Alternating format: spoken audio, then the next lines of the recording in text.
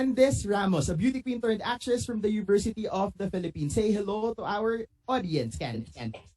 Hi, good afternoon po. Thank you for spending time with us. My name is Candice Ramos, and I'm Mela in the movie. She's working her way up the corporate ladder, and she's very much decisive about her career direction and about her life in general, which is so not me, but kinda trying to be like that in person. Hello, everybody. Thank you very much,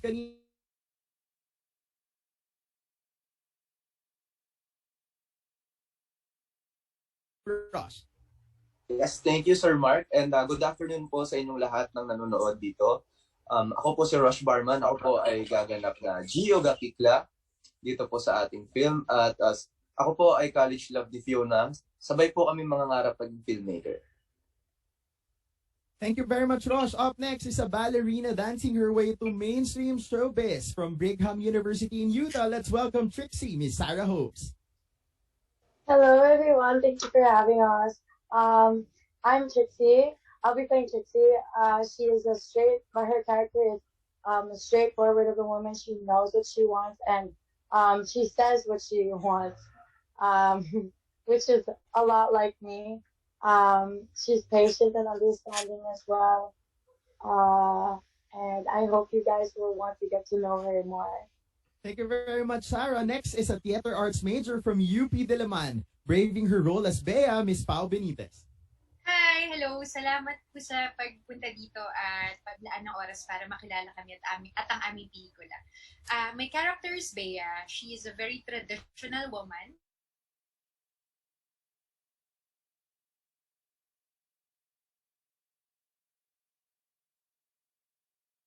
Nanonood ngayon sa live natin. Bali ako po si Carlo. Ang character ko po sa pelikula ay Carlo din. Yung character na Carlo ay isang self-made na tao, isang negosyante at parang lahat ng material na bagay ay nasa kanya na at kung kaya't parang nag-decide siya one day parang may kulang, no? And I think yun ang pag-ibig at yun ang kanyang journey sa pelikulang ito, ang pag-ibig. So, yun. Thank you very much, Carlo. Mula ulit sa UP Diliman, who took up theater arts, her skills land her the role of Kat. Let's welcome Miss Chloe Reyes. Hello everyone. Welcome to A Girl and a Guy Grand MediaCon. Thank you so much for having us. I'm Chloe Reyes and I play the role of Kat, and I think she represents all the girls who have more to them than what meets the eye. Thank you very much, Chloe. A character actor and commercial model from University of Asia in the Pacific who will surprise you with his portrayal of JP, Mr. Shaun Salvador. Hello, good afternoon sa everyone, sa press, and for everyone's watching online. My character's name is JP. Ako yung ka-Tinder date ni Fiona, yung character ni Alexa. And JP's just sweet, kind, boy next door. Seems to be perfect, but may twist. Yan. Abangan natin ng twist. Thank you very much, Son. At syempre, kailangan ipakilala din natin ang mga bida ng A Girl and a Guy. Our lead actor is taking up export management from CSB, dugong showbiz who wanted to create a legacy of his own. Let's meet Raf, Mr. Rob Gomez. Hi, Rob.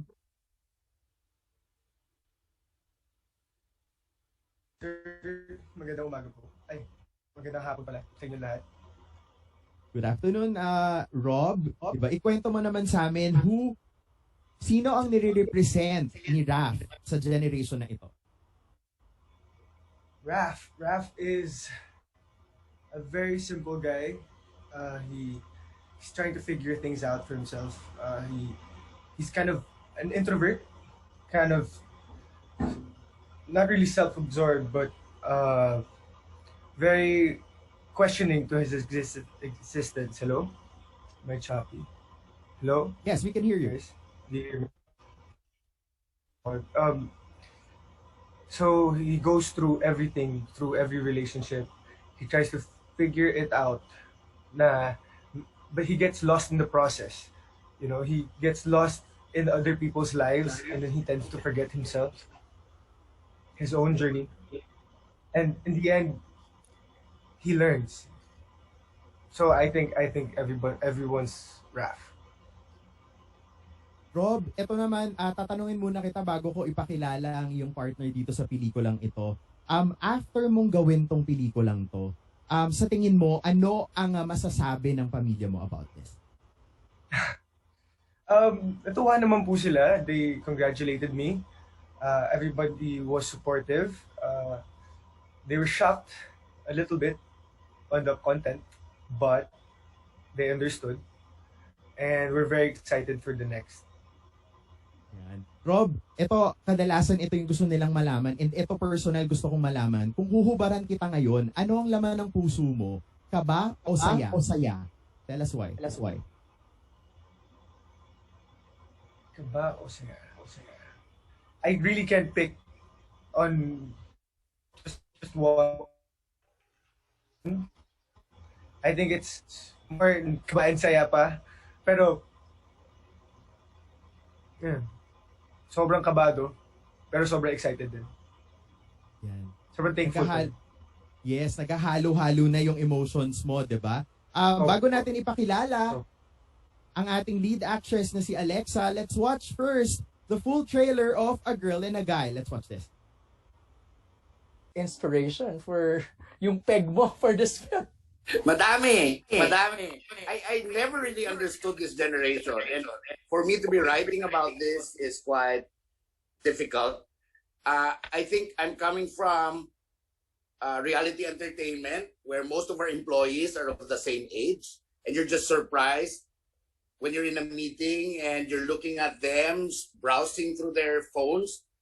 And I only know about Tinder, and then eventually, I found out about Bumble. Ano naman yung Bumble na yan? Di ba? And being the tito that I am, I kept on warning everyone, but everyone's looking at me like, ano kami, tanga? Yung parang, and I hated myself for being judgmental about people going into dating apps. No? And then, as I was aware of it, I started looking into my daughters, and also part of the soundtrack, yung Neneng B na yan came from my daughter na music. Surprisingly, I was looking for a song that I could use for the movie. Ang sinuggest, Neneng B, gusto ko ngang batukan eh. Pero hindi ko na nabatukan. Inintindi ko na lang na natuwa na lang siya. Di ba? So, yun. I think that's where the curiosity came from. And I realized beyond that, all these years, ang tagal na, siguro starting 2012, 2013, everyone was asking me, do a rom-com. Sabi ko, ayokong gumawa ng rom-com kasi ang dami nang gumagawa niyan. There's a lot of people who are better than me who's doing those kinds of films. And when I got the idea for A Girl and a Guy, I realized, one, it's not a rom-com, but I wanted to explore that side of a younger set of people, no, na hindi ko pa na-explore. And I think it's also a way to, in terms of movies, it's also a way to show everyone what can be done other than boy meets girl, girl meets boy, the parents disapprove, they part ways, and then they see each other in another party 1 year later, and there's a possibility na maging sila, no? Because there's a lot of things that we discussed in A Girl and a Guy. Marami dyan yung, lahat ba tayo may the one? Wala na yan eh. Parang up to now, we're still stuck with the one. It's no longer about that, di ba? Ang daming backward thinking that we need to unwind about the kind of relationship movies that we're making. And I'm hoping, I'm not saying we're saying the best insight, but what I'm saying is there's another side to it that we can possibly present, and people might actually be would gravitate towards that insight as something real, as something that they can identify with. Right. Kanina sabi ni Janice na parang nag-shift ka direct to a new genre. Parang as tingin ko hindi eh. Parang na-maintain mo direct yung parang yung pushing the envelope kind of stories, no? With Bybus, with On the Job, with Honor Their Father. So feeling ko you're still on that same core na direct Erik Matti's a director that pushes the envelope. Pero diniscuss din ba dito sa film direct yung pagiging fluid ng millennials nowadays when it comes to relationship, that they don't see gender anymore? Yes, I think Alexa can attest to that in one part of the movie.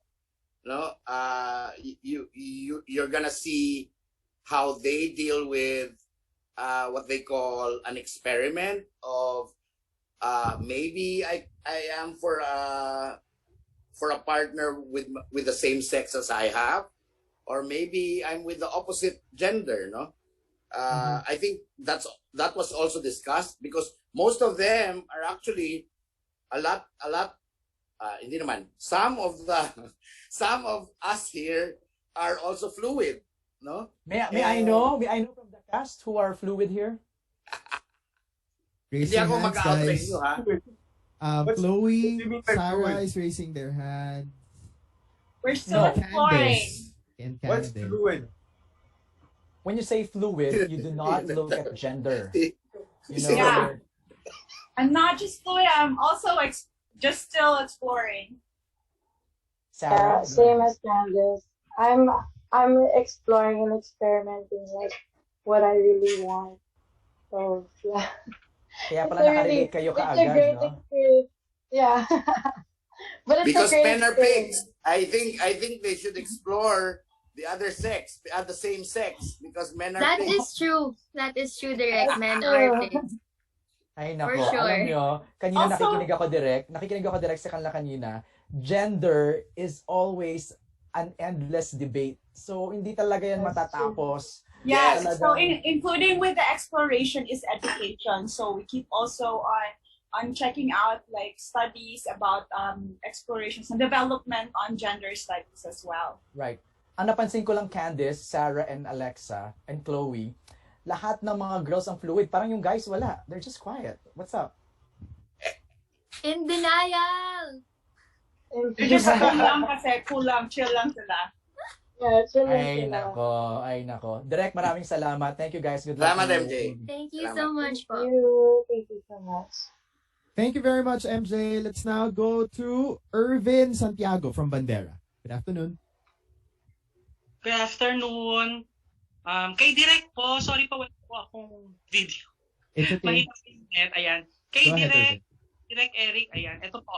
Ano yung mga challenges na hinarap po ninyo while filming the movie, lalo na po ngayong pandemic?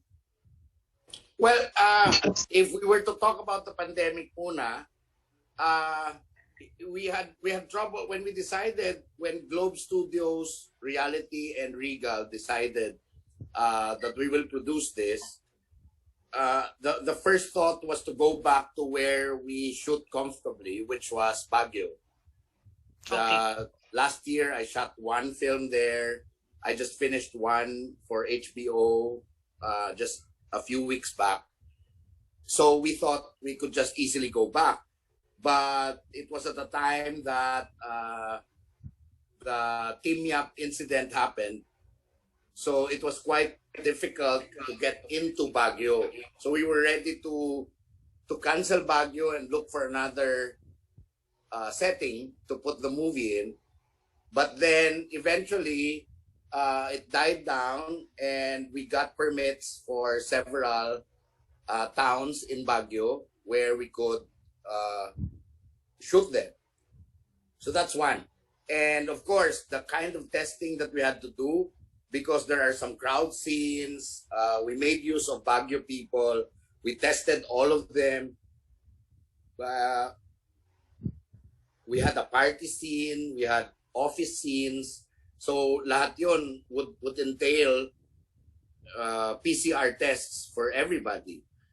But mainly, creatively, while shooting the movie, I think the main challenge was I was groping in the dark because I was relying on my cast to to give a full picture of the kind of generation that they are. I think they're the cross section of the generation that I wanted to talk about in the film. Meaning, I had all these ideas based on the research that I made over the last 2019, 2020. But on set, I had to rely on them to ask them, would you grab his hand? Would you kiss him here immediately, or would you you know, I needed a more real reaction to certain situations that I just wanted to get out of my actors, applying it to their characters. I think yun yung pinakamahirap. I think this is the movie. By bus, I know how a drug dealer kills a policeman, or how a policeman goes into a raid. Alam ko na yon. On the job, alam ko na yon. Mga killers coming out of prison, alam ko how they would react when they get angry. Surprisingly, in A Girl and a Guy, the tough part is really understanding the psychology of this generation. And ang laki ng hiningi ko sa actors for asking them to handhold me in how I would depict each of their characters. And sobrang ganda ng nuance. I love it. And thank you, Direk. Last na lang po. Ano po yung pwede niyong ibigay na message sa lahat po ng mga mangnenega sa pelikula nyo, lalo na po yung mga moralista, Direk? Well,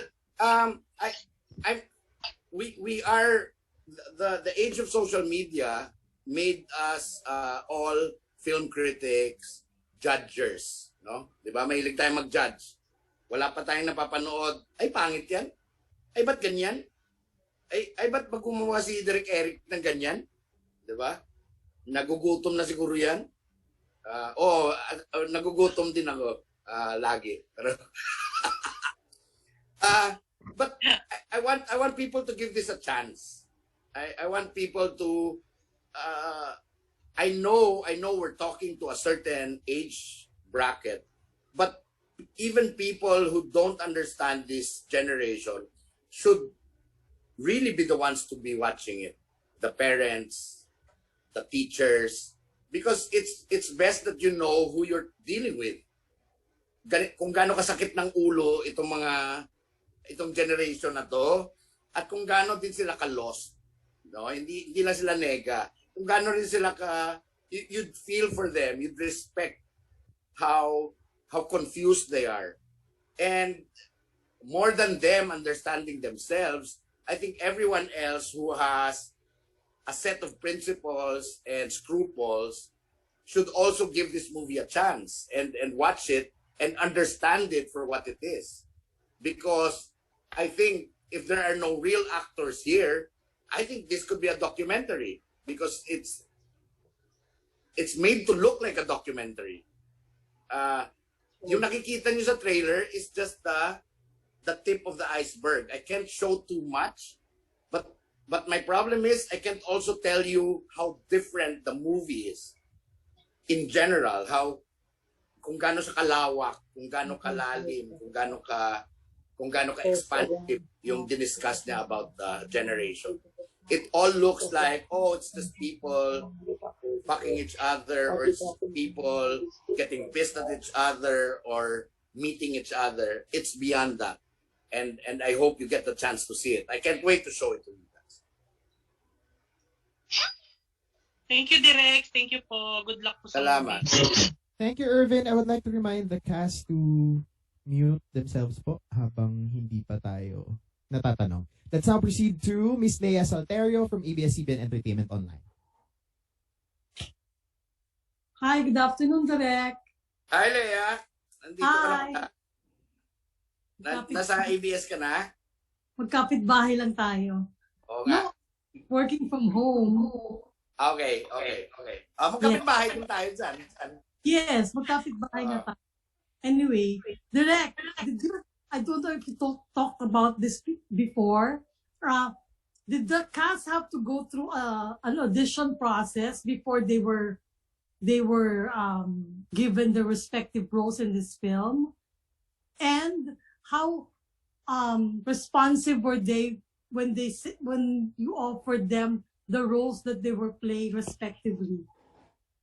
Well, in terms of audition, we knew we wanted an ensemble movie, no, guided by a girl and a guy, but generally it's really an ensemble piece. So the first requirement I had was I wanted everyone to look different from each other.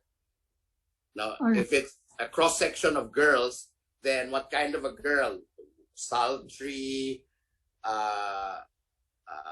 nice looking, meron ding matapang yung mukha, medyo charming, medyo supladita. I wanted a cross section, also with the guys the same. So I went through a long audition process, mostly in batches of men and women, and matagal siyang mga kwento-kwentuhan, no? I think I've gotten old and I didn't want to deal with yung parang ang haba na ng latag mo and then you end up with someone saying no. So nilalatag ko na kaagad, okay? This movie requires nudity and are you ready for it? That's the first question. Now, some people would ask, what can be seen, direct? What can the audience see? And I said, you just have to leave it up to me. That nila, they on point talaga. Oo, because I don't want to go on a set and pag binlock ko na, ay, dapat pala hindi ko makita yung puwet niya. Paano kaya to? Dapat nakahiga na lang siya. I don't want to get in a situation where I have to adjust what I have in mind in favor of what was pre-approved by someone else, by a manager, by the actor, or by the studio that enlists the actor, diba? So I wanted to be clear on that. Then after that, we go into assigning characters for them. A lot of them here have, at the beginning of the auditions, nakikita ko for 2 or 3 roles. And then we slowly lipat-lipat, kung dito ka kaya, kung dito ka. Until we ended up with a good mix of cast, no? For them, for the movie. Direct, wala ka bang naging problem along the way, like with the actors while shooting, while filming? Alam mo, ako na ngayon nagugulat kasi siyempre I did Scorpionites 2. For Joyce Jimenez, I did for Rica Peralejo, I did for Sunshine Cruz, with Maureen Larrazabal. I mean, I had a lot of actors. I had a lot of movies where there's nudity. And the kind of tension when you get to the set is really, really hard. No? More than somebody jumping off the roof of a 7-foot building. 7-story building. Mas mahirap pa yung starting a sex scene, no? Pag ikaw director. There's a lot of things you need to think about. You want people to be in their right minds. Ayaw mo ma-tense si mga tao. Ayaw mo ma-conscious, di ba?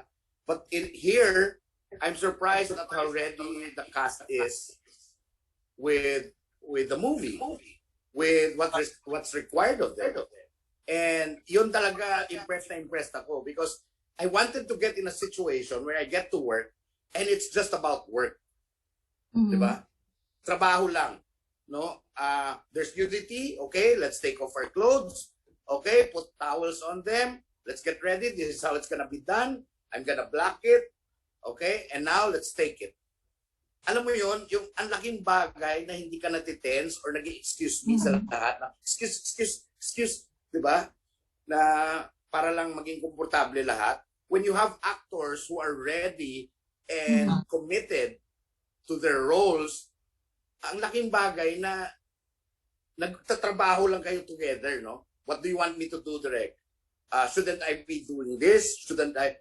You'd get more suggestions from them because everyone's in a good place, no? Right before the cameras roll. So ito ang laki ng learning ko dito. I've worked with a lot of people since year 2000, but this is the group of people na parang open my mind to, okay, ganito pala ka-relax kung everyone is just there to do the job. All right. Thanks, Direk. Thank you very much. Thank you, Miss Leia. Let's now go to Sir Gorgie Rula from DZRH and Filipino Star ngayon.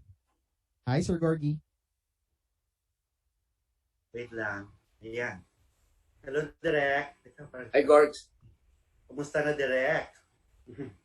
I'm good. Happy. Direk, anong feeling mo, anong reaction mo pag sinasabi ng iba na parang soft porn itong pelikula nito? Well, they can describe it until they see it, di ba? I ask that they see it. I think they owe it to the actors, no? And we also took a long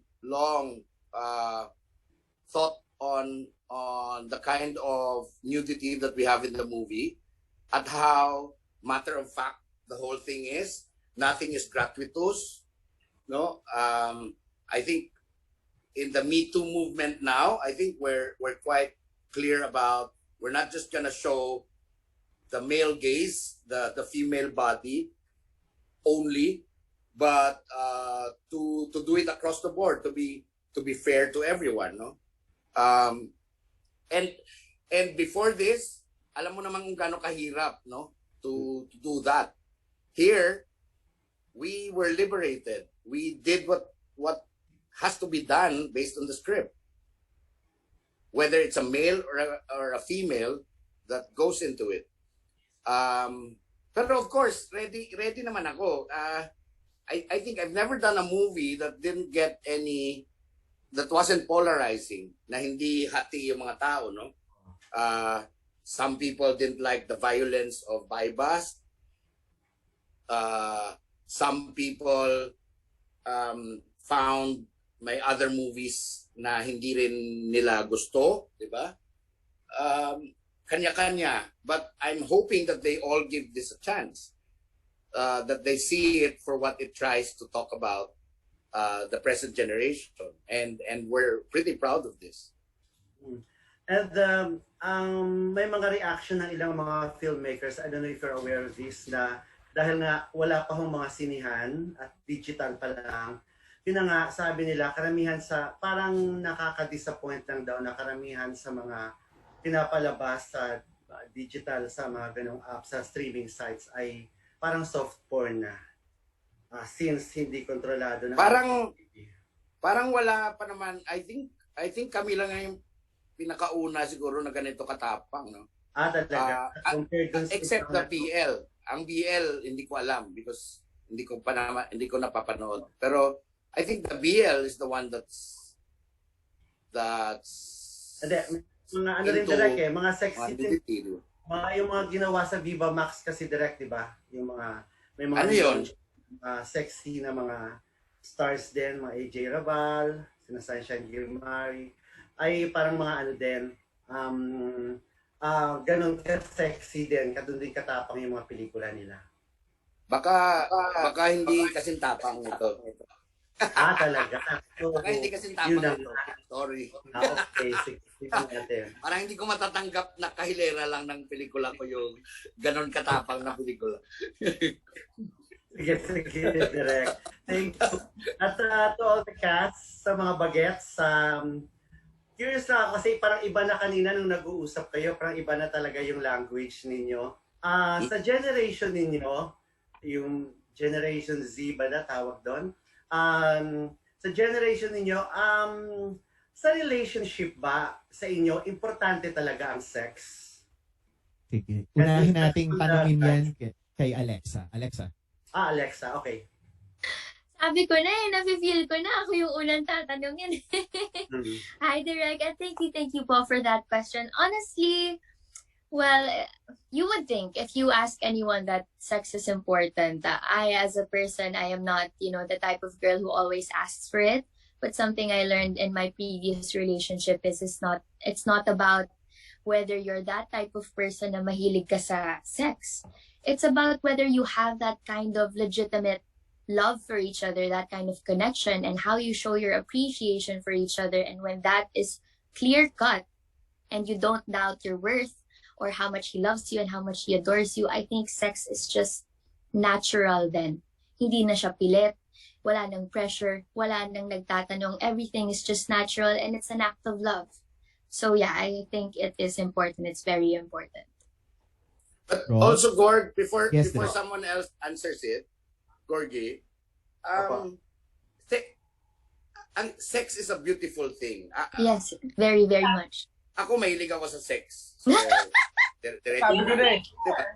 Parang Halata naman, Direk. Halata. Ano?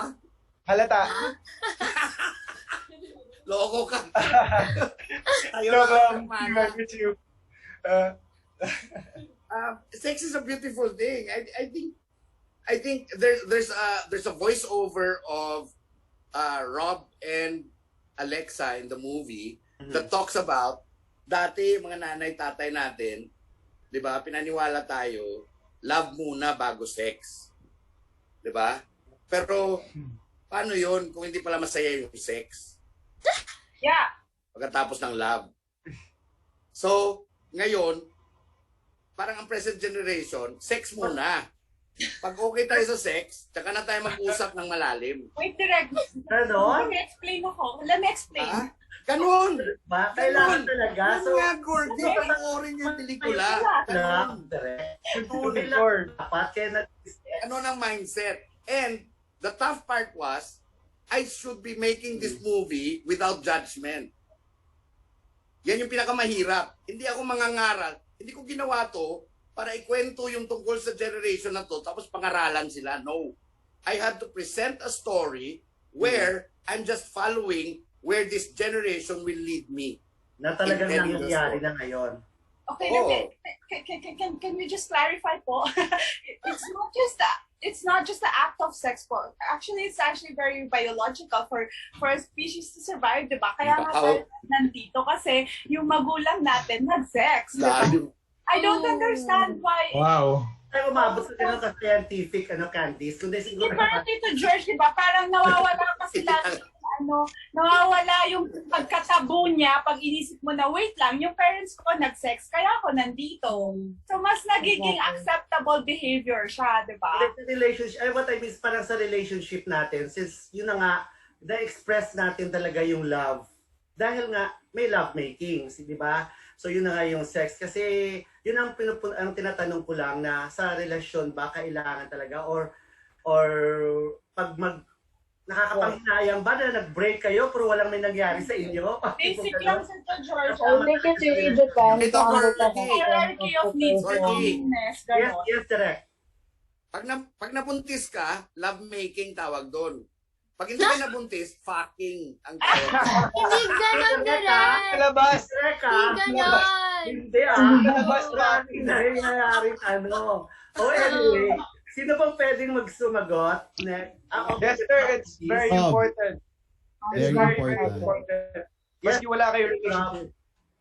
Sarah. I would like to say, for me personally, I'm very open to getting to know the person, and then I think sex is very important because that's a different language where you guys can communicate in a certain level.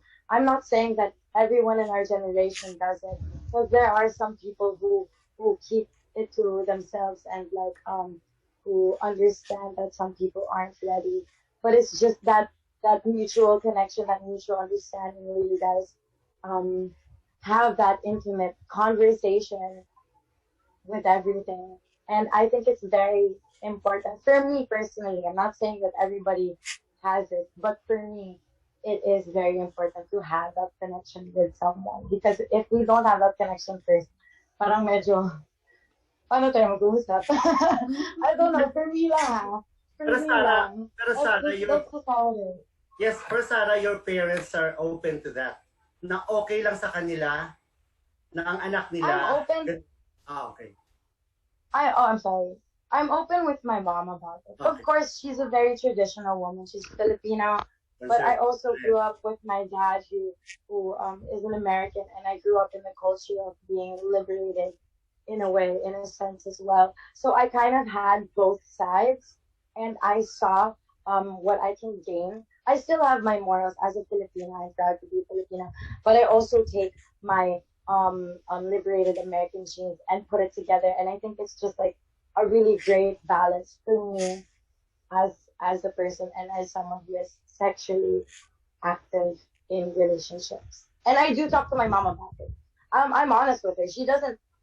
I'm sure she has her own opinions. Of course she does, but she respects my decision because I do tell her and I am open about it. Good. Okay. Yes, next. Sino pong susunod? May masasabihin pa? Who else who wanted to answer? Rosh? Kanina si Rob, merong gustong sabihin. Rob, meron ka daw gustong isundot na Yes, sagot. we want to hear what the boys think. Meron ka gusto baka pwede ka nang sumundot. Nakapatay mic mo, Rob. Oh, okay. Hi. I think it's very important. Very. Maski wala kayong relationship. Ganon. Wow. Wait. Diba? Tama ako, diba? Regular na sa'yo yan, Rob. Regular na sa'yo yan. Lumalabas po yung totoo, no? Lumalabas po yung totoo kay Rob na di bali na pong walang relationship, basta may sex, no? Pare-pareho lang naman tayo. It really just depends on the person, I guess. It's very important, sir. What do you boys think? Shaun, what do y'all think? Ton. Important, Rosh. diba? Roshan. Depende pa rin sa tao. Merong mga tao na mas gusto na may sex and meron naman na okay na sa walang sex. So, respect lang din kung ano. Ako, depende rin siguro sa partner. Siyempre, respect din sa partner mo. Ton, ikaw? Naman, I believe that sex is important sa relationship as long as nasa right timing. And of course, parehong gusto ng both parties. Singit lang po ako, ha? Go, Alexa. Singit lang po ako. Very different yan sa character mo sa film, ha? Girl and a Guy, June 20. Spoiler. Yes, Tito Gorgie. Okay na. Kung meron pa, wala nang sasagot. Okay na ako. Thank you. Thank you, Tito Thank Gorgie. you. Thank you po. Let's now go to Miss Kate at the heart of Random Republica. Miss Kate, good afternoon. Hi, good afternoon. My question is for Alexa and Rob. Kasi kilala si Erik Matti sa ganito mga klase ng pelikula. Pero how would you describe his approach in directing the intimate or daring scenes? How much freedom was given to you? All of it. All of the freedom. He gave us the chance to display how we would do it. And then he instructed us on some parts. Choreographed everything. And he's very fun to work with. So it just makes it a lot easier for us both. Alexa. Well, si Direk Erik po, first and foremost, before everything started, even as he, gave me the role po, sinabihan niya na po ako what the movie would entail, if I was willing to do it. And then he briefed everyone. He told everyone that this is my idea, this is what I want to show. And I don't want to be super careful about everything. I want to tell it as it is. I want it to be, super true to life, and that's what happened po with every sensual scene that we took. Of course, as co-actors, we took care of each other, and a few of the crew members were also instructed to leave the room para comfortable kami, pero lahat po kami kasi sobrang dedicated din po sa role namin and sa story that about working with these fresh talents. I've worked with a lot of young actors, and a lot of times, a lot of them are quite conscious of how they'll eventually come out in the movie. Maraming arte, matutulog na lang may double eyelashes pa sa mata, kasi ayaw tanggalin, di ba? Matutulog na lang naka-lipstick, di ba? I think the trust that I got from the commitment and the trust I got from this bunch of actors is really, really parang heartwarming for me. Ang sarap lang na you're working with someone who puts their full trust on you. But at the same time, that full trust, parang the burden also is to use the trust well, no? Na that when they see the final product, they say, yeah, it was worth it. It was worth all the commitment that we gave. If you ang maganda nga dito sa bunch of people is because they know the characters too well. I think the way it's written, even if it's written by somebody like me, who's 50 years old, the writer is the Ange Pisumal is mid-30s, pero it sort of revealed the kind of inner workings of a generation. Ang ganda lang mapanood na, okay, this is how we look at our children, our kids, but in their own world, they have a separate way of doing things. Iba yung operating mode nila, no? There are several scenes nga that we did where a lot of it, I asked, there's one scene with Roshon and Alexa na hirap na hirap kami edit kasi when I gave them the chance, I said, okay, here's the script, but in order for the fight to be authentic, can you just go with the flow and say whatever you want? And I ended up with so much material na ang hirap pa iksiin ng eksena. No? That's in the opening of the movie. And imagine this, no? When you have the liberty to tell a story, a private moment na hindi mo iniisip na isi-censor ba yan, kailangan bawasan, ganon. It's a scene where si Roshon and si Alexa nag-away while they were in the middle of a lovemaking. So imaginein mo, half of the conversation, both of them were undressed. But they had to talk like, because they're boyfriend girlfriend, so you don't need to hide yourself while you're talking to your boyfriend, di ba? For Roshon or for Alexa. So parang ang ganda lang to bring it out on film where all these years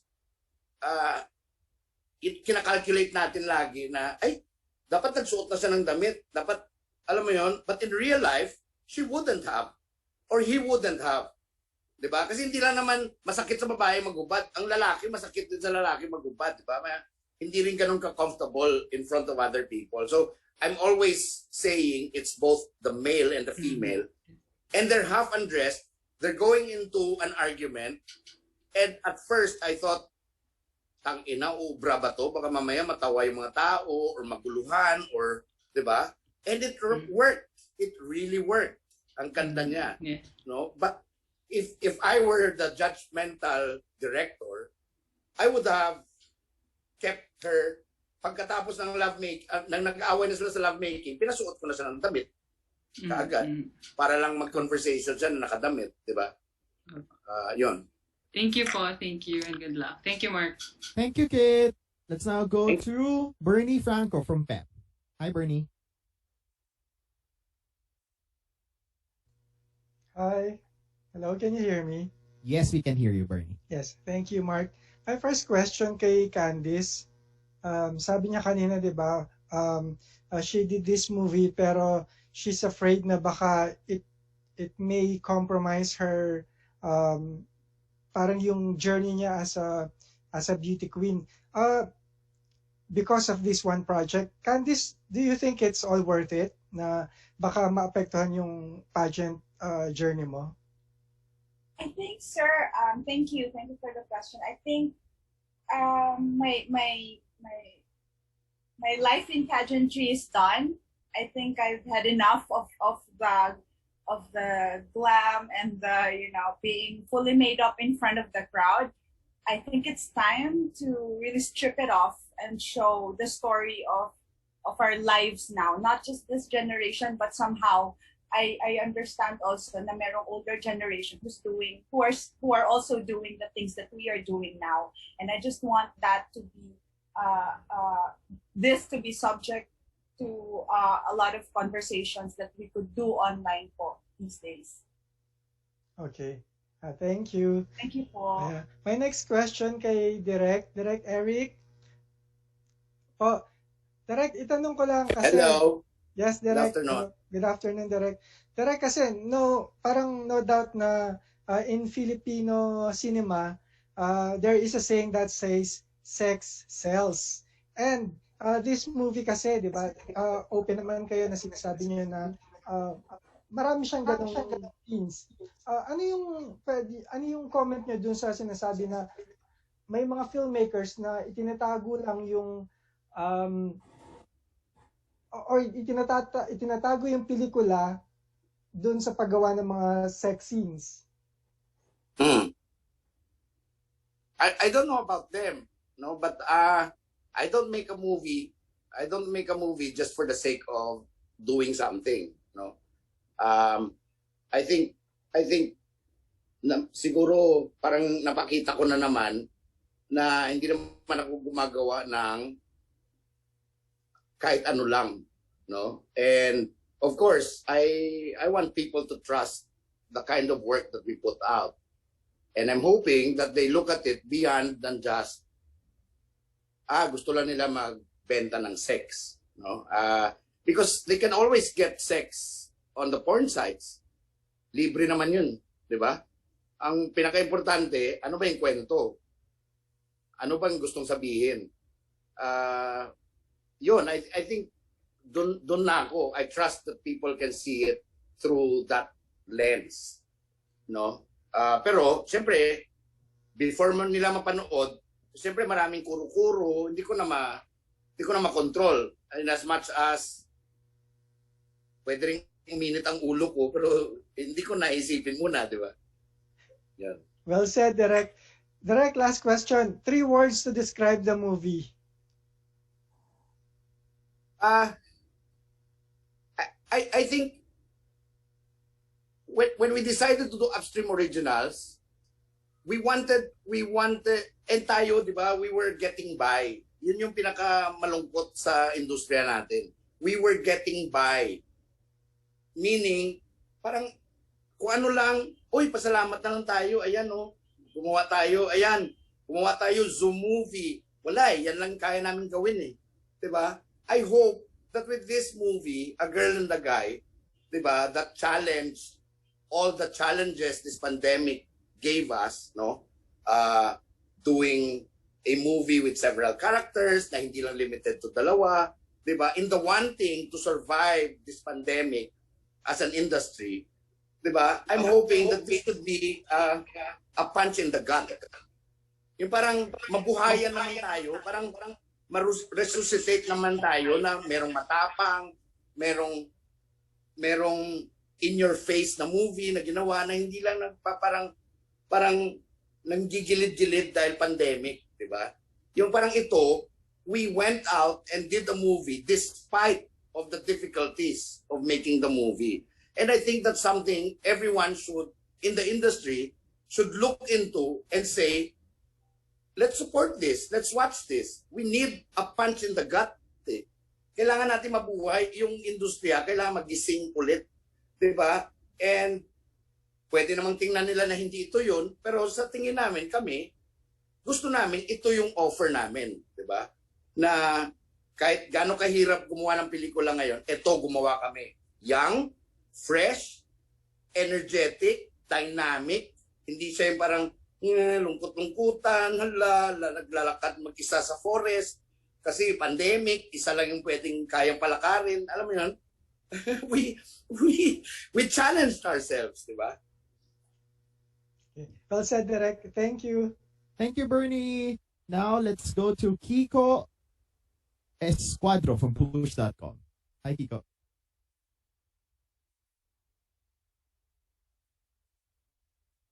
Kiko? I think wala pa si Kiko. Mukhang nawala si Kiko. Okay, let's now proceed to Nas Tabares from Pelikula Mania. Hi, Nas.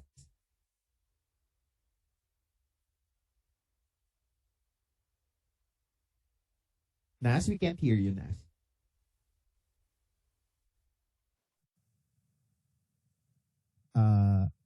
Nas?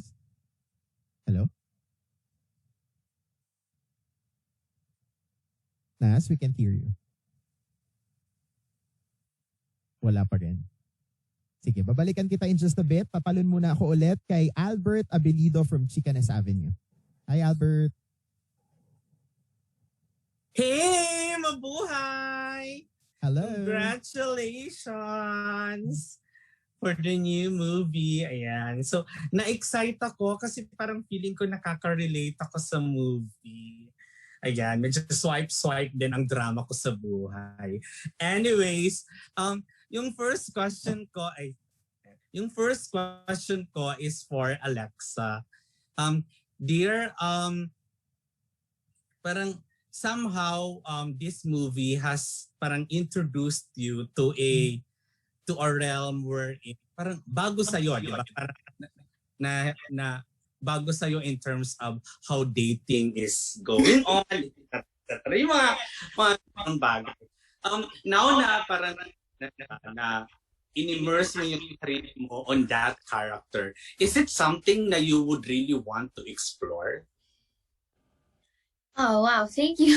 That is yet another question na I haven't been lasting relationships through these dating sites kasi meron tayong stigma na parang the dating apps are just for hookups, for one-night stands. But I actually formed a relationship out of it. It may not have worked out, but I learned a lot from it. And I think that there is nothing... Asinur mo ba ako dahil naging estudyante ka? Hindi kasi earlier I was surprised nung in-introduce ka, sabi you're from Saint Benilde and then you're taking up export. I heard that, sir. I heard you're an accounting prof. Yeah, nagtuturo nga ako sa Benilde. Yes, and export management. Nag-graduate. Sabi ko, naging estudyante ko ba to? Parang hindi ko lang maalala. Anyways, I congratulate. Parang hindi pa naman estudyante. Okay. Congratulations, Rob, with your movie. Ayan. So, prior to that, kasi di ba Benilde has also like parang they have parang school of yung mga taking courses on film, etc. related to that. Since dito ka rin naman pala napunta, why is it na parang hindi yun yung naging direction mo with regards to your studies? Well, honestly, sir, it's been... Ngayon ko lang naman siya na-consider talaga kasi I was more focused on sports and I had to finish school. So, the timing wasn't right, or if ever I had the chance, I didn't take it. But now I am very intrigued, like with my director. He's very skilled. He knows everything. And right now I've been inspiring myself to write a script, to make a YouTube channel, make a small skits, silent movies, just on my phone lang, editing on my app. So I appreciate film ever since I was a kid. But then yun nga po, I never thought I'd be in one, but I would love to be in a lot now. Okay. Good. That's good to hear.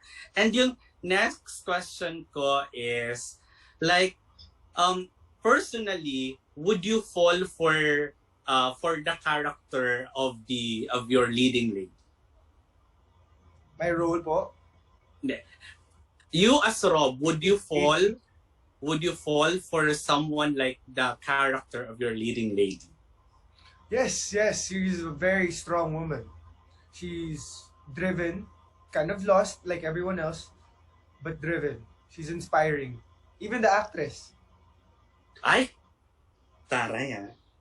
Galing na actress po si Alexa na hinahangaan ko po siya. Lahat sila dito Maraming ngayon. sana. Kung may pambobola naman talaga. Saan mo gustong kumain mamaya? Dito ba tayo mamaya? Bukas na lang. Thank you for that, Rob. Nako, marami po kaming natutunan sa isa't isa ni Rob talaga. And this is something I always want to say in our press cons, that Raf and Fiona in the film is pretty much Rob and Alexa in real life. It's so nice to say that because it's so true. And I'm so excited for you guys to watch the film. Yeah. And yung last question ko, Rob, is, kasi di ba, yun na nga, parang your newbies, kayo ni Alexa, and then parang at itinabak kayo agad sa isang movie na sa matapang with regards to not only with the views but also with yung physical intimacy and everything ganyan. How was it executing for both of you? Nabaguhan kayo at ganun yung mga klaseng eksena na gagawin ninyo? Well, syempre po hindi mo siya makikita sa lahat ng pelikula. Iba din yung atake ng director namin. Iba din yung mabibigay namin. So that set us way different already. But, you know, all along, I thought it's a great film. It was really well done. Mm-hmm. Sa'yo, Alexa, paano pala yun? Parang ito unang sabak sa pelikula, ganito agad yung mga eksenang gagawin. At ang kapareho mo pa baguhan din.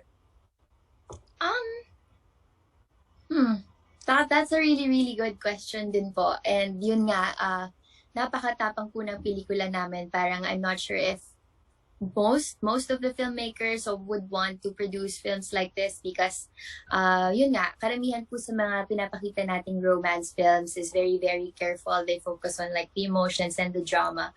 But you see, it was very inspiring to be presented with a story that is super close to life. And yun nga, sabi din ni Direk Erik kanina na sana maging open na tayo na ipakita kung paano siya nangyayari sa totoong buhay. And that was very inspiring for me.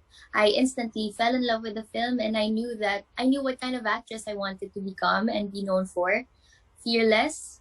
And so yeah, it's definitely all worth it. It's definitely all worth it. And we have a voice that we want you guys to hear. We have an intent of why we're making this film. And it's gonna be evident when you guys watch it. Go girl! I love that. Fearless. Thank you so much. Thank you so much to both of you, Alexa and Rob, and I'm wishing all the best for your movie. Thank you! Thank you very much, Much love. Albert. Thank you. Thanks, Mom.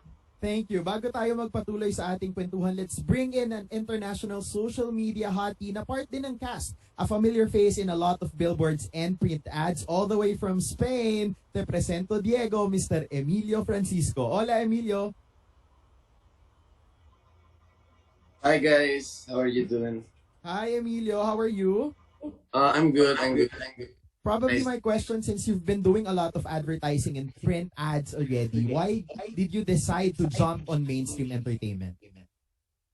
I think since I was 16 years old, I didn't know what I was gonna do when I was older. So I started modeling, and then modeling carried me on acting, like TV commercials, teleseries, and things like that.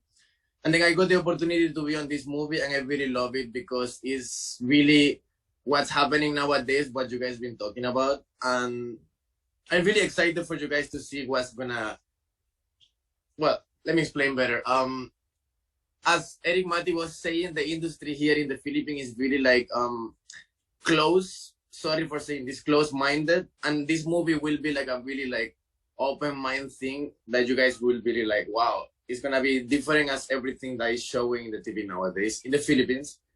So yeah, I'm really happy to be part of this, and I got to meet everybody in the cast, and they are really like what the character is really showing. I don't know if this is the question you asked me, but I'm just talking something. Yeah, I really love it, and happy to be in this industry of the movie and thing, and we'll keep it up. Yeah, Yes. hope that answer. Thank you, Emilio. Let's now go to Jojo Panaligan. Hi, Jojo. Hi, sorry I can't turn on my camera. There's a problem. Anyway, ang question ko to all the male actors or maybe just one male actor. Kasi I heard, I mean, you've been saying all this time na napaka-daring na movie, but I heard na sobrang daring itong movie na to na may close-up down ng male genital. Is that true? Meron ba sa inyong aamin na kayo nga ang gumawa sa scene na yun? And how did that feel? Direk Eddie? Direk, ikaw na lang po. Direk, pwede ba Direk, na-instruct po kami huwag magsalita, ikaw na po bahala. Pero hindi namin sabihin kung kanino. Okay.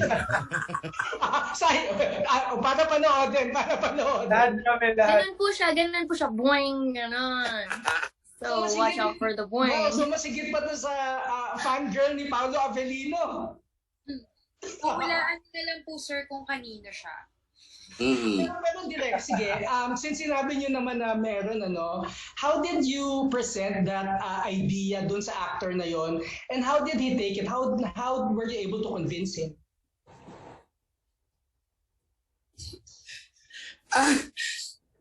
Again, I think without hindi ko gagasgasin yung tiwala, di ba? Pero sinabi ko talaga, that's what I need for the scene. So if the actor said no, then I would have just gone on to the next actor, di ba? So hindi talaga and found someone who would do that. No? Yon. But I think again in the wanting to tell a story and how graphic it is, if you look at the context of the scene, kung gaano siya ka-graphic, I think you would also react na parang gulat na gulat. Because that's what I really want na reaction from everybody who's gonna see it.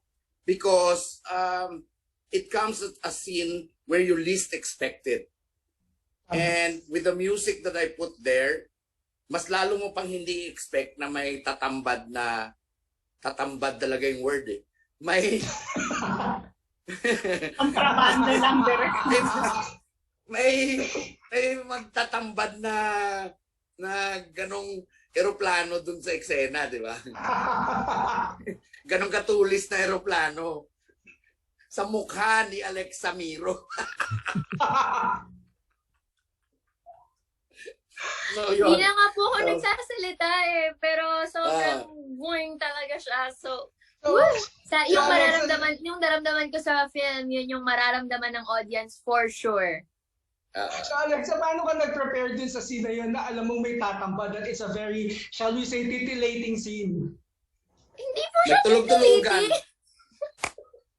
Nagtulog-tulugan. Nagulat po ako. Kahit na alam ko po kung ano yung mangyayari, parang nakailang take nga po ako dun sa sobrang gulat ko. Kasi talagang, So, I was surprised every single take, pero it was a very fun scene to take, for sure. Yeah. Thanks. Pero Direk, on a more serious note, would you feel bad if ang maging focus ng mga manonood nito ay yung scene na yon, if that's the only thing they'll remember or they'll talk about the movie? No, I'm ready. I think judging from also the questions that we're getting, because no one has seen the film yet, di ba? I would understand if people would just focus on how much skin we showed, di ba? But I want everyone who will be there to watch it to open their minds beyond the skin that we're showing, di ba? Kasi nga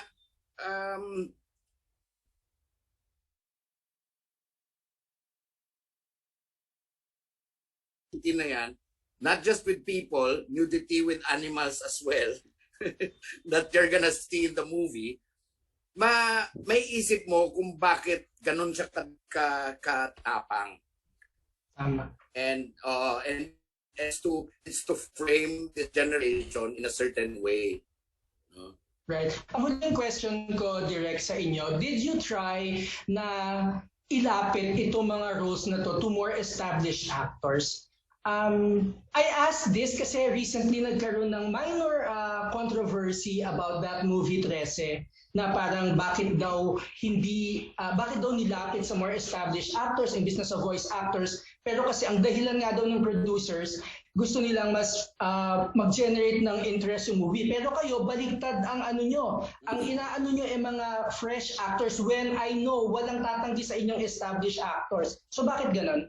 Imagine this. I wrote a post a week ago what this movie is about, contextualizing it. I think if you look at Breakfast Club, Reality Bites, The Big Chill, yung mga movies na yan about a certain generation, di ba? Even you can consider Friends, no?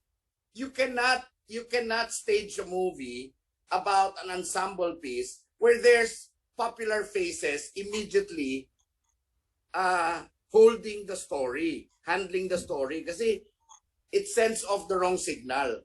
I think the more varied the faces are, the more that they look like every other woman or man you see on the street, is so much better for the story. Diba? Si Breakfast Club, sina Ali Sheedy, wala pang nakakakilala nun. There were 6 of them. Reality Bites, yung Reality Bites ni Winona Ryder, wala pa sila nun. Diba? Bagitong-bagito pa si Ben Stiller nun. And si Eric Stoltz. The previous movie of Eric Stoltz was only Some Kind of Wonderful, and that was that. No? Because they wanted an everyman in all the characters na hindi ma-overshadow ng celebrity status ng bida. No? And that's what I wanted. I wanted fresh faces. I wanted faces na wala kayong impression about them. Na, ay, ganito yan. Ay, kwan yan. Di ba, ex yan ni ganitong artista? Di ba, kwan yan? Na pinalabas yan sa bar kasi nagwala doon. Di ba, nanay? Alam mo yun, ayoko ng ganong baggage doon sa mga artista ko. I wanted them to come in really fresh. And for people to identify themselves with any of them. Pag napanood nila, ay, feeling ko ako si Chloe. Ay, feeling ko ako si Paui. Ay, feeling ko ako si Carlo. 'Di ba? Hindi nila kailangan na ay gusto ko maging Julia Barreto. Iba na 'yun. 'Di ba? Tama. But what is your opinion on the notion of concern dun sa bankability ng actors? Are we too focused on the bankability of actors? In general? In general. I'm not the guy to shy away from that. No? I'm fine with that. I saw the issue with 13 and I understand both sides. No? Yes, people would want na ang mag-dub, totoong dubber. But also, I would understand people who produce 13 to have a strong recall by giving the voice of 13 to a big star. And alam mo, yung intention lang naman ng bawat filmmaker is to make a movie where as many people can see it. And however you get it, I'm there. Because I don't want to make a movie where I only show it to my brothers and sisters. Tama. Thank you, Direk. Thank you, Jojo. Let's now go back to Naz of Pelikula Mania. Naz. Hello? Hello. Yes, yes. I can hear you now. Go ahead. Sa cast, what was your initial reaction nung nabasa niyo yung script? Anyone can answer. Carlo? You mind answering that question? Yeah. Sir Nas, kumusta? Initially, nung nakita ko yung script, parang sabi ko, sinulat yata ito para sa akin. So, sabi ko, game na to. I mean, naghihintay na lang, magkita sumabasa yung script, naghihintay na lang ako kung kailan tatawagin, papakit ng Baguio and shoot. So, yun. How about you, Chloe? Hello po, Sir Nas. Nung first time ko nabasa yung script, nabasa ko siya first time the day itself na mag-shoot na shooting day ko. nung nabasa ko siya, parang I wanted to add my own thing, my own style, my own interpretation. Parang ganon. So, with Erik Matti, parang he gave us the total freedom to like interpret it the way we want to. And yun nga, same with Carlo na parang siyang sinulat for me talaga. Parang hindi ako, parang I'm Kath and I'm acting as Chloe. Parang ganun level. So, ayun. These two, if I may interject, these two, sobrang revelation yung dalawang to. Si Chloe, isipin mo, wala yan sa script ko na maging gymnast siya, pero ngayon, inintroduce ko na siya doon sa movie na gymnast. Malalaman niyo kung bakit. No? Kasi, ang daming split na ginawa, tsaka nag-roll bars pa yan. Nag-monkey bars. Doon sa gymnast talaga siya, sa sex scene niya. Yun. Pau, how about you, Pau Benitez? Hello, sa totoo lang po, sobrang na-excite ako dun nung nabasa ko yung script. Pero nandun talaga yung kaba kasi, well, bago siya for me at first time ko din, kung ano yung ginawa ko dito ay first time ko lang din siya ginawa. Pero sobrang laki kasi talaga ng tiwala ko kay Direk. At naka-work ko na rin kasi sila before. So parang, for me, sobrang brave niya, nakakatakot siya, pero risky din siya gawin. But at the same time, sobrang worth it niya kasi kwento to ng generation namin. It's something na magiging proud ako hanggang kahit tumanda ako na naging parte ako ng pelikulang to. Thank you, Pau. How about you, Shaun?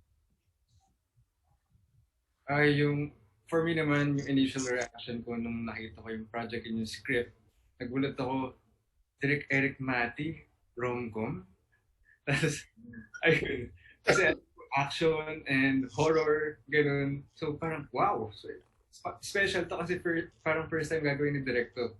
So yun yung initial reaction ko. And ang naisip ko lang, nung hindi ko pa nababasa yung script, for sure may twist to. So thank you, Shaun. Lastly, Emilio, do you have any second thoughts after reading the script? It was okay. It was nice. It was kind of changed sometimes, but I was kind of nervous that I would memorize everything. But that's really fluent, and Eric really let us like a bit of our own personality.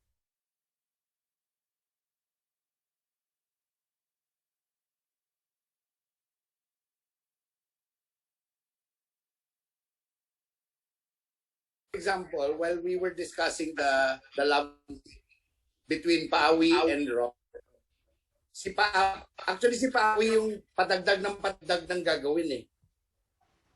Ito lang yung dapat gawin sa sex scene, tapos si Pawi, Direk, okay lang ba kung ganito gawin namin ni Rob? Ganon, no?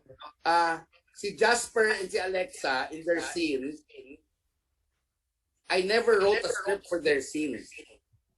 It's a date scene. You know what I did while we were shooting it? They were doing the scene, okay, meet and greet, action. So 2 cameras are shooting both of them. And what I did was, I just shouted keywords na i-discuss nila. So sabihin ko, do you go to church? Yun. And then that's when they start talking about, ako sa Kristan talaga ako dati. No? If you don't have good actors, then no one's gonna be able to pick up yung mga artista na sanay na binibigyan ng linya, sakto.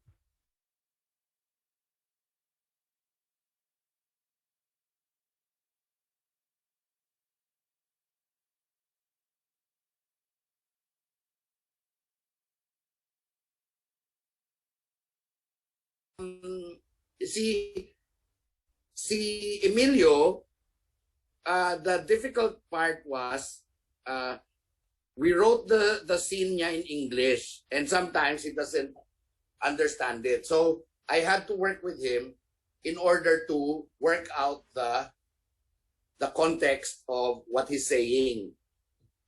So how would you say this? How would you tell this story?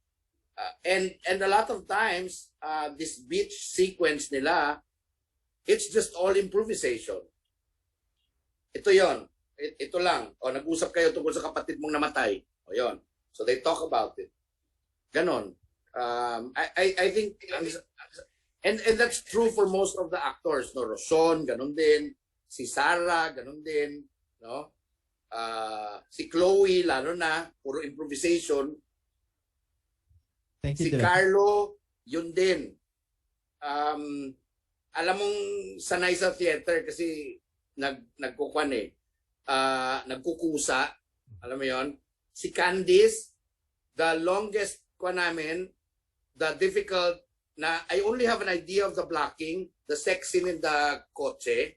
I only have an idea of the blocking, but I had to make them do it in order for it to work. Kasi hindi ko alam kung kasya ba yan. 'Di ba? Pag natumba, sasakay ka kay Rob. Pag nasa backseat na kayo, ibabangga yung ulo mo sa dingding, sa pintuan. Mga ganon. What's the best position? Yon. Thank you, Direk. Back to you, Nas. That's all. Thank you. Okay, thank you, Nas. Let's now go to Lamunaha. Hi, Lam. Hi po.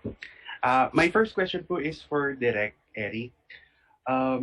Sir, nabanggit niyo po kanina na yung mga movies like Reality Bites, Breakfast Club. So, in every decade, meron talagang lumilitaw na isang youth-oriented drama na nagka-capture ng psychology, behavior ng isang generation. Direct. So, for this particular film, what made you decide na this is a story that needs to be told now? Director, you're on mute po. Direk Erik, you're on mute po. Direk? Direk, you're on mute. Direk Erik? You're on mute po, you're on mute. Ayoko alam mo yung takot ko na sa gusto kong mabigyan ng chance na mapanood nyo yung movie na to, this film that we made, I don't want to make it sound an important movie. Diba? Even if I really think it is an important movie. Siyempre, Bagets changed the generation. Diba? Pare ko, Hot Shots. Diba? Na it goes beyond than just love, romance. It goes beyond that. It talks about a certain set of people and how they go through their lives. And yun talaga yung interested ako na ikwento. And the reason for that is because we've been as a filmmaker, all these years we've been bombarded by movies that pretend to tell real life, but actually it's not real life. What am I saying? 'Di ba? Siyempre, yung mga movies natin na nakikita na rom-com, best friends na naging magkaibigan, pero very much aware pa rin sa mga tatanggapin lang na prinsipyo. What I want to explore, and I've done that in all my films, not just with this one, is to dig deep into a certain institution, in this case, a generation of kids, is to dig deep and see what's really happening down there. And yun yung challenge ko sa sarili ko, to be able to tell this story where I meet someone who has seen it, na kaedad nitong generation na to, and they would say, buti, Direk, pinakita mo sa mama ko kung sino talaga ako. Kung ano talaga ako. At hindi niya isipin na si Catherine Bernardo lang ako buong buhay ko. Nakuha nyo? Yes, Direk. And yes, in this movie, we have to explore not just the best side of this generation, but also the messy side, the side that we refuse to see, yung ayaw natin tingnan, di ba? And we lay it all down without judgment. Pag pinakita ko ang katangahan nila dito sa movie, I'm not saying, hoy, tanga kayo. No. Di ba?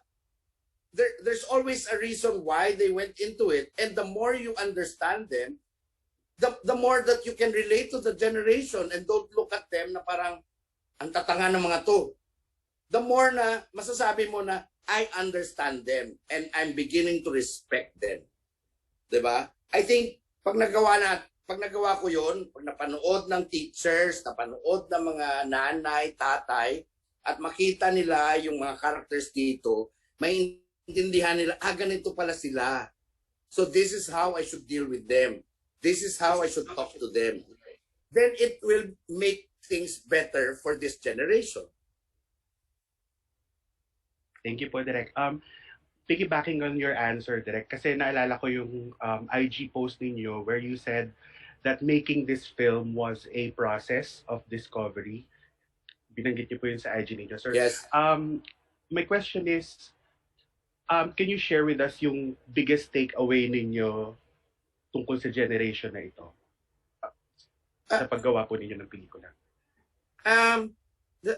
Number one, and it's in the movie without really telling you the theme and the eventual ending of the movie. I think this generation is very needy. This generation has been dictated upon by social media. So when I say needy, I don't say it in a derogatory manner.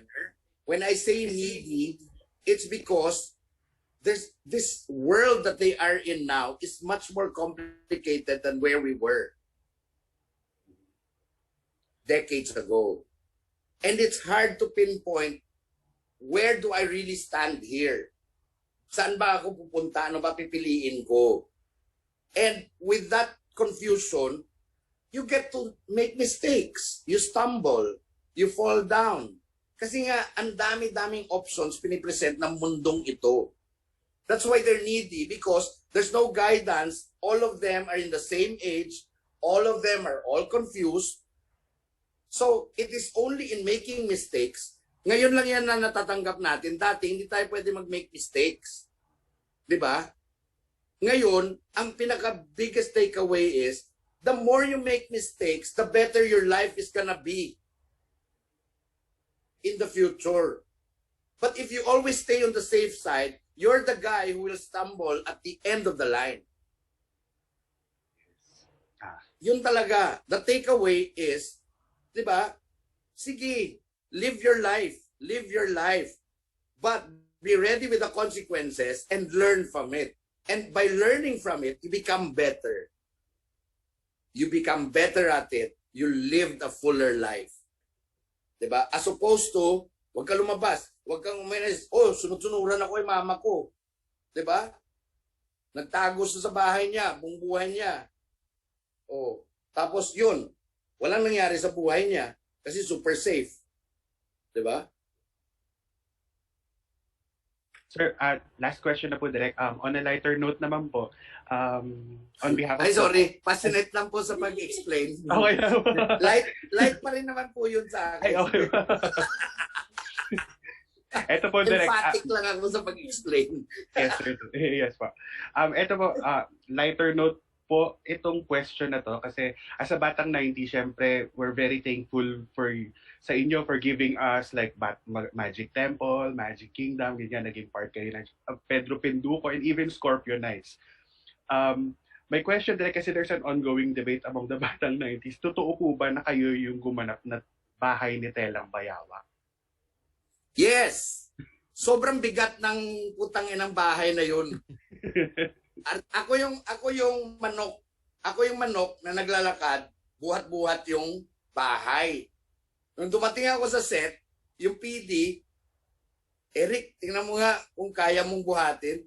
Hindi ko masabi na hindi ko kayang buhatin, napakabigat. Pero nakaabang na lahat. Si Peke Galiaga, si Nalori Reyes, naka-ready na yung camera. O sige, patong nyo na lang sa akin. Sobrang haba ng nilakad ko doon. Buhat-buhat ko yung kubo na kasing bigat ng totoong kubo talaga. And yes, ako nga yung kubo. Yes, thank you po, Direk, for confirming that. And on behalf of the Batang 90s, thank you so much po. Thank you, thank you. Thank you, Lam. Let's now go to Kim Bernardino. Hi, Kim. Kim, are you here? Kim. Yeah, I saw Kim. Hi, Kim. Kim? Okay, habang wala pa si Kim, let's proceed to Super Negatron. Hi, Super. Hi, Derek. So the question I have is for Derek, Eric. I'm a big fan, Derek. So in an environment that rewards filmmakers, at least financially, kahit paano, that chooses to operate within the accepted and more popular norms, what made you decide to proceed in creating the film the way it is, and was it a hard sell sa mga producers mo to have it greenlighted? Well, I think I have my producers here on the Zoom. The kind of nudity is hard to explain when it's just talked about. So I think when I presented this to the producers, to Quark Henares, to Joe Caliro, and on script, it's been quite graphic because I want to make sure when I do a movie with nudity, I want to make sure that whoever reads it, an actor who gets hold of the script, they could already see the kind of contract I want with them. Ayoko ng surprises on set wherein nakalagay dyan, they make love. Ayoko ng ganon na parang leave it to the imagination of everybody for them to understand what it is. So I want to be a bit more graphic on the script, but with just words, it's hard to imagine it unless you're there on the set, and it becomes even more parang stronger as an image once you see it. So I think Joe Caliro, Quark, Henares, Rosel, Monteverde, and Don knew that this could be a strong movie visually in terms of nudity, but then there's nothing that they expected when they saw the final cut, because it's not just the nudity with actors, but there's a lot of sexual innuendos all throughout the film, even with all the animation. By the way, this movie is part motion graphics, animation. It's almost like a documentary, no? So matapang siya, but then I'm glad I'm at the stage where I could explore different types of films and be able to get the trust of producers when I say that this is a movie worth telling, no? Okay. And whether it's gonna challenge the nudity, the violence, or even the politics of the country, I'm glad that a lot of producers trust me on that one. And medyo na-convince ko naman sila without away. Okay, that's good to hear. Thank you, Derek. And then just to piggyback on that one, barring censorship, would you have created the movie the same way if it was going to be shown in the cinemas and not exclusive to a digital platform? I wouldn't have shot this movie. It would have been a different movie. Okay. I think we're way past me at my age, and with the many films I've done. Number one, I explore as many kinds of films as I could. I never wanted to be pigeonholed in one type of film. People may say, "Oh, action director yan, horror director." But if you look at my filmography, I did a deliberate, conscious effort to make different films each time, no? Right. And that's the fun of it, diba? Because you only have one lifetime, and to keep on redoing yourself with the same kind of feel, mood, and tone for a movie would not be fun enough. Sa hirap ba naman na makapasok ka at makagawa ka ng movies mo, di ba? So with this story, we knew that it was gonna be for online. If it was gonna be shown on the cinemas and there's gonna be censorship involved, I would have done a different movie. It would have been a different kind of movie. Not this movie in particular. It could have been a totally different script. Okay, thanks, Derek. That's all from my side. Good luck on the movie. Thank you. Thank you very much, Super Negatron, at maraming salamat po sa lahat ng sumama sa amin dito sa Grand Media Conference ng A Girl and a Guy.